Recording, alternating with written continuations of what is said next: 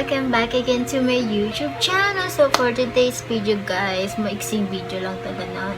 Kasi ituturo ko sa inyo or i-share ko yung kaalaman ko kung paano tanggalin yung watermark sa Kinemaster. Okay, pwede siya sa Android and iPhone, ganun, Android or iOS, ganyan. So, free and wala siyang bayad mga sis, ganun.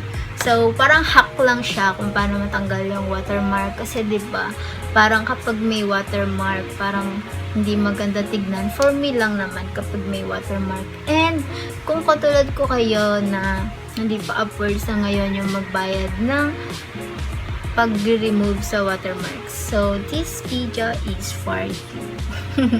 So, if you're interested, let's get started. Nga pala guys, magbo-voice message na lang ako ganun para makita nyo sa buong screen kung paano siya gawin. So, yeah! So, ayan, i-ready nyo na yung Kinemaster nyo. Oh my God, pasensya sa ano yan. Open na natin. Oh my goodness, pasensya sa boses. And, ayan, nakita nyo, yan. Pindutin nyo yung may add. Ayan. Yan, tignan nyo lang sa ginagawa ko. And, syempre, 16, 19, ganun, pang YouTube, ganyan. And, baga-add kayo dito ng background, ganun. Depende ko anong gusto nyong kulay. Pero, mas maganda, kahit ano, or basta wag lang yung black, ganun. Yan, so, wait natin. Okay, red yung pinili ko, mga be. Maganda yung red, kasi makikita mo talaga, yan.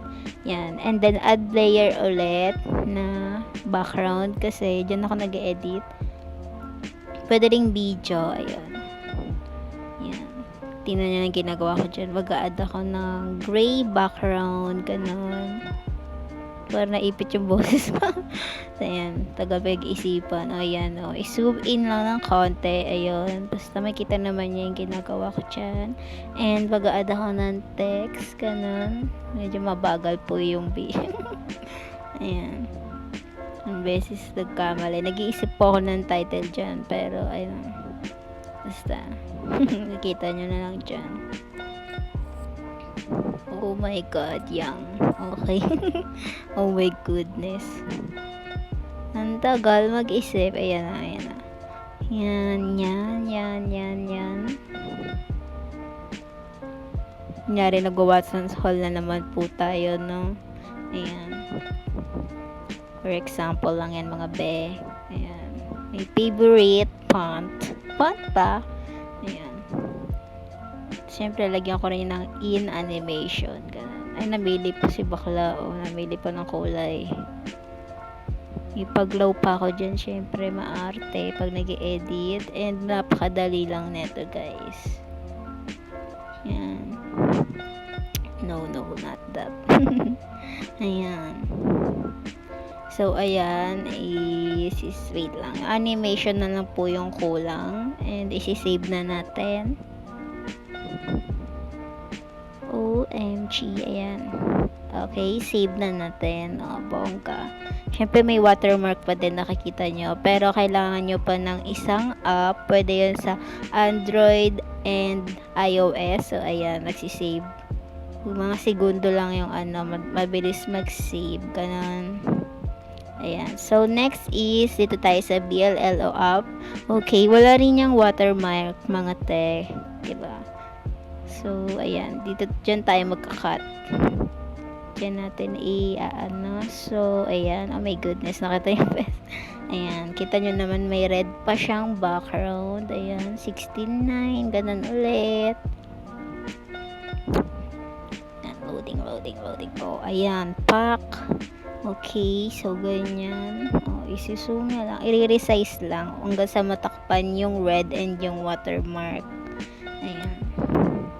Okay, Watson's Hall 2020.